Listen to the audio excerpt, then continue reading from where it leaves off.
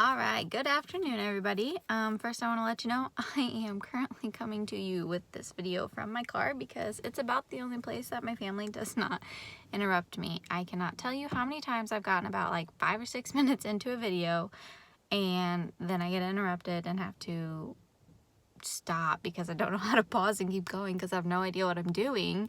And then it never gets finished and I just have a bunch of 5 or 6 minute videos of me talking to myself because I never post them because nobody wants to see my halfway done cut off videos. So I'm in my car so that I can get through this one. If you watch my videos for my comical humor, this one's not going to be very comical.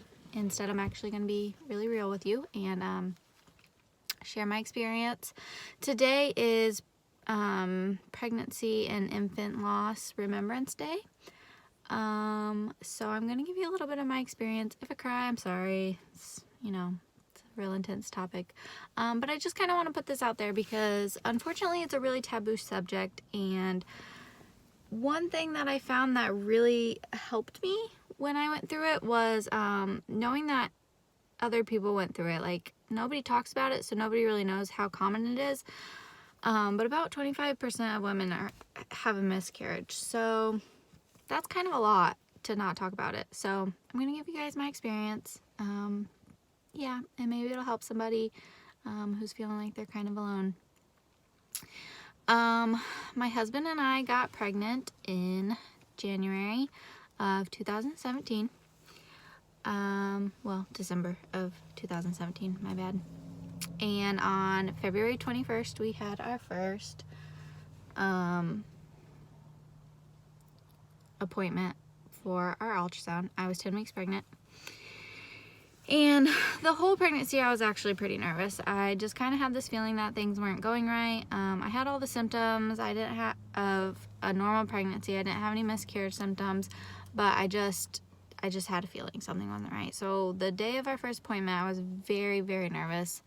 My husband kept trying to reassure me that everything was all right. So during the ultrasound tech was extremely quiet and didn't really share anything with us, which it was our first time, so we didn't really know that that was not a common experience. And then she told us that she could not find a heartbeat.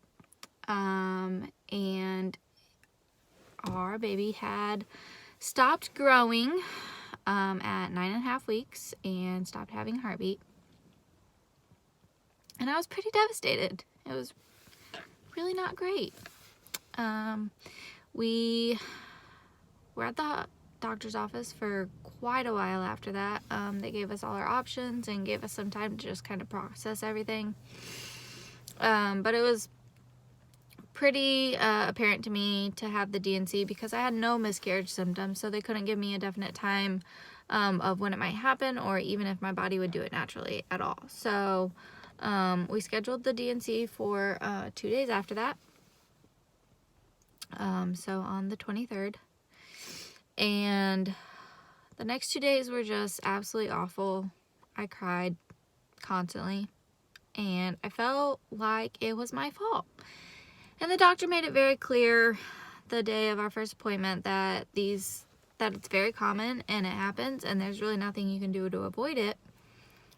But I was supposed to be the mom. I was supposed to protect the tiny baby and I didn't. And so I struggled with that for a long time.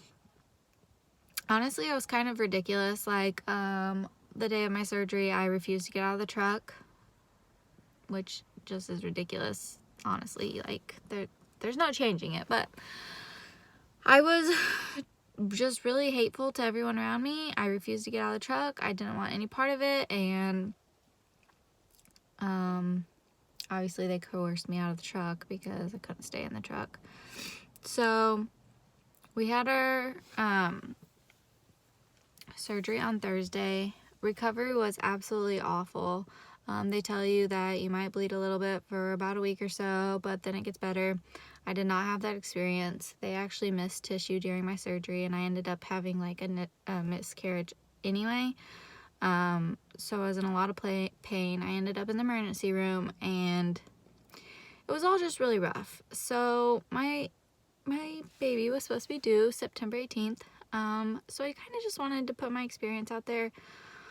Let you guys know that it is common and you can't talk about it. That's one thing that actually made me feel decently better, was I talked about it. I talked about it a lot. I was not the kind of person who didn't talk about it or just pretended it didn't happen, because that really didn't sit well with me, and that was not the way for me to cope. I was really depressed, and I think that would have made it a lot worse. And it's, people don't talk about it, and people think,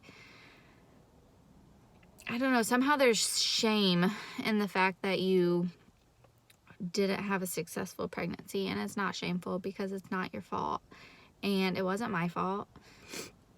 And so I talked about it all the time, and I named my little one, and I remember it on every important day, the 21st, the 23rd, and the 18th, and I will continue to do that. My husband and I actually have matching tattoos right here for that. I'd show you, but I have a long sleeve shirt on because I wasn't thinking that I was going to make this video. But yes, so that's my experience, and I just wanted to share that. I felt like I needed to share that today, and let everyone else know that if you're going through something similar, there are so many resources. There's support groups. There's people that are honestly, that you wouldn't even think have went through it, that have gone through it and would be totally willing to help you and talk to you. Me being one of them. I say that in a lot of my videos, that if you're going through something and you want to talk, I'm here. Because I know what it's like to not have things go perfect.